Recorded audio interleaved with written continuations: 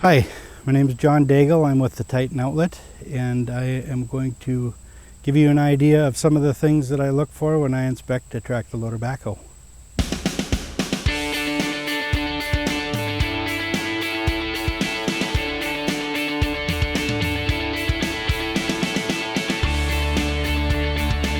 Okay, some of the things I look for when I inspect the tractor loader backhoe is I look at the bucket, I look at the condition, look at the sides if they're bent in or dented. It kind of gives you an idea of how the machine was used. Sometimes accidents happen and sometimes abuse happens, and you can tell a lot by looking at a bucket. I also look at the cutting edge. You can see what percentage is remaining on the cutting edge, whether it's been turned or not. I look at the bottom of the bucket to see what kind of wear is on that. I look in the corners of the bucket to see if there's any cracks in the welds. In this particular case, obviously I look for what kind of system it's got. This particular one has a quick coupler, a hydraulic quick coupler. It has auxiliary hydraulics, so I'll note that on my inspection report. I look at the condition of the hoses. I look at the cylinder rods, see if they're scratched or scored. I look for any leaks, see if there's any leaks on these. This one's pretty new, there shouldn't be any leaks yet, and it's pretty obvious if there's a leak, you're going to have a mess, typically where the leak is. The other thing I do is I get in the machine and I try to determine how tight these pins and bushings are throughout the loader and the bucket linkage. If you need to replace pins and bushings, it can get kind of expensive, so you kind of want to know what you're getting into. A certain amount is somewhat normal. I also measure the bucket width just so that you know what the width is, and I try to find out what cubic yard capacity it is also.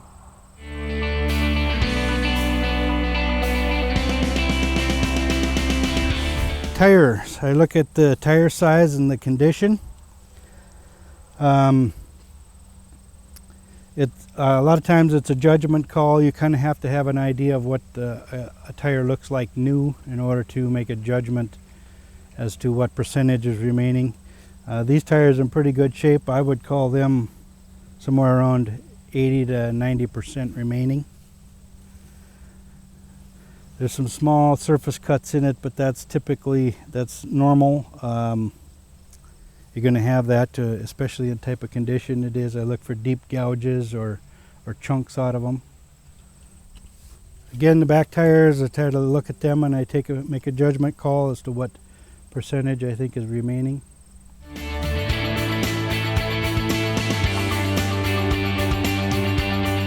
I look for dents. I look to see if the sheet metal is good, if there's any dents or big scratches. Sometimes you look for paint chips and whatnot.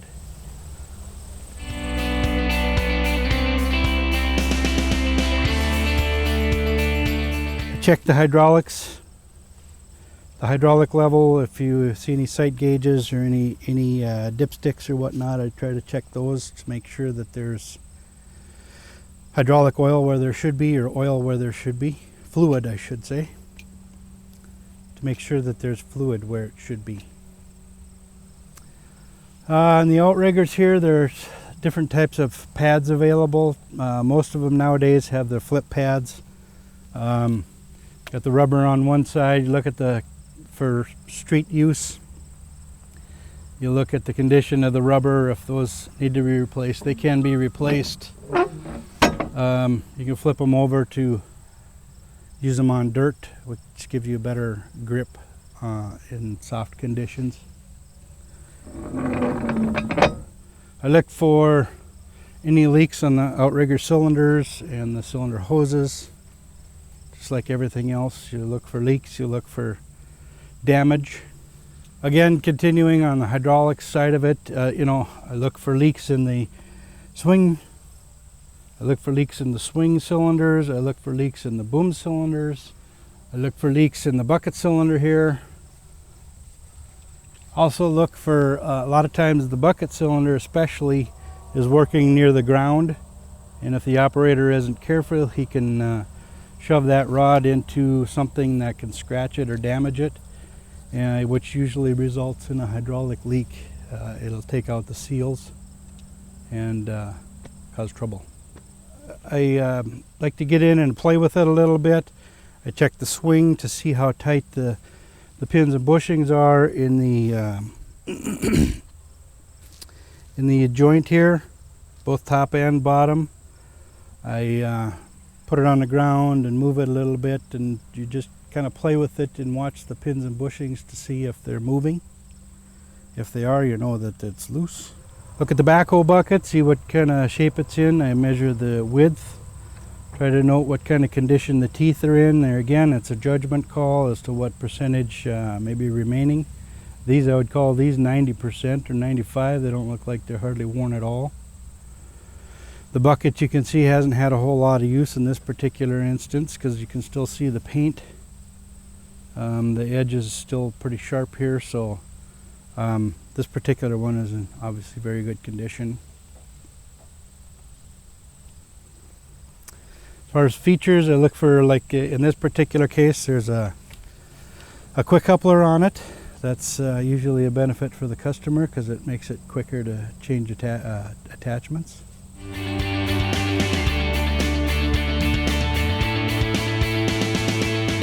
Another thing I like to do is open up the hood.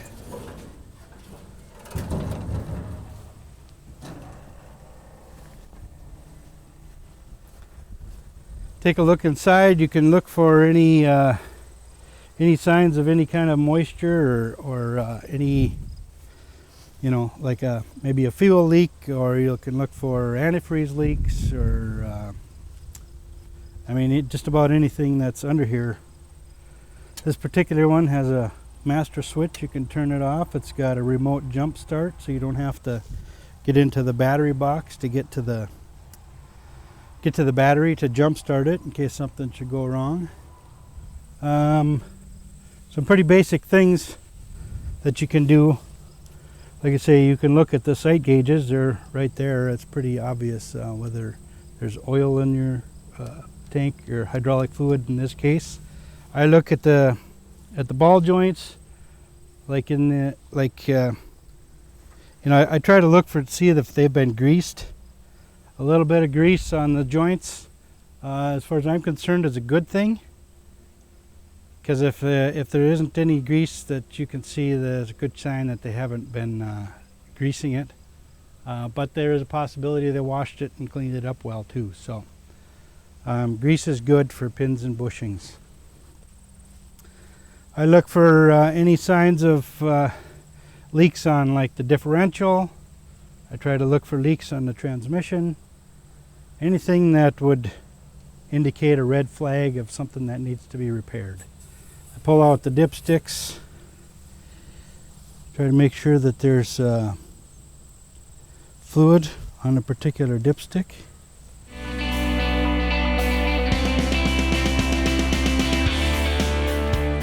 Okay, inside the cab here, I look for quite a few different things too. Look at the condition of the seat and the armrests. I look for things like whether it has a heater or an air conditioner. A lot of backhoes will have a heater but no air conditioner. I look for radios. I would look to see whether it's a air suspension seat or a standard mechanical type suspension seat. I look to see what kind of transmission it has. This particular one has a power shift transmission. Otherwise it would typically have like a synchro shuttle type transmission. I check the seat belts, make sure they work. I check I check for any structural damage on the ROPS. I look at the condition of the headliner. Is it dirty? Is it really bad, or is that in pretty good shape yet? Obviously check the hours. See how many hours are on the machine. Look at the controls. Loader controls nowadays are pretty much just a single lever. And used to be there was a lot of double lever controls for the loader. Turn around and look at the backhoe controls, see what kind of controls those are. I look at the condition of all the glass, see if there's any breaks or any broken glass anywhere.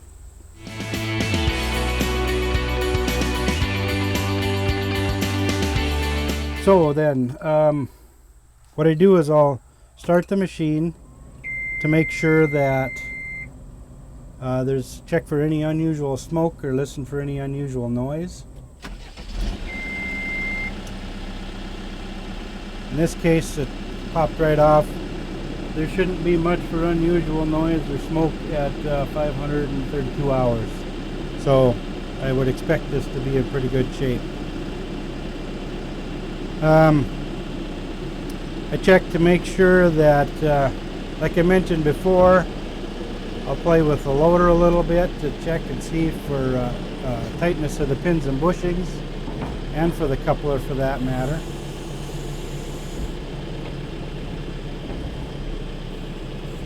Typically, if you put it against the implement against the ground, you should be able to see any movement in any of the joints where there might be looseness. You check to make sure the detents are still functioning.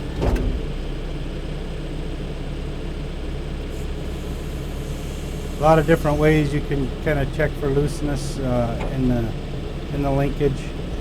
Then I'll put it in gear and drive around just to make sure that the brakes work. I check to make sure that the parking brakes work, or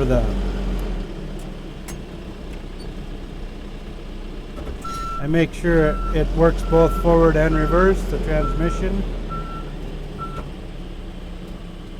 I check things like the ride control, make sure that works. I check all the gears, make sure all the gears work. Then I swing around to the backhoe side.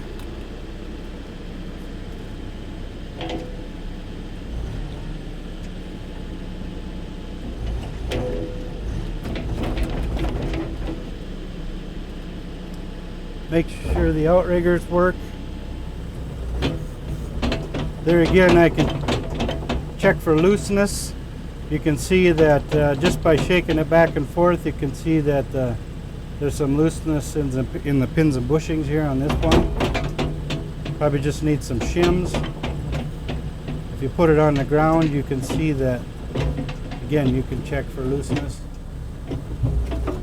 This particular one has a extend-a-hole. I check to make sure the extend-a-hole works.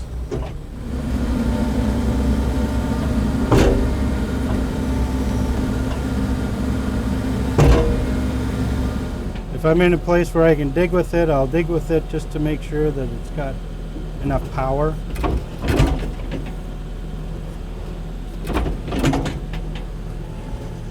I turn on the wipers, make sure the wipers work. I turn on try to see if there's any wiper fluid, or at least I look for the, hear the sound of the washer fluid pump working. I turn on the lights, try to make sure that everything's working there. I turn on the rear lights, I check the rear wipers as well.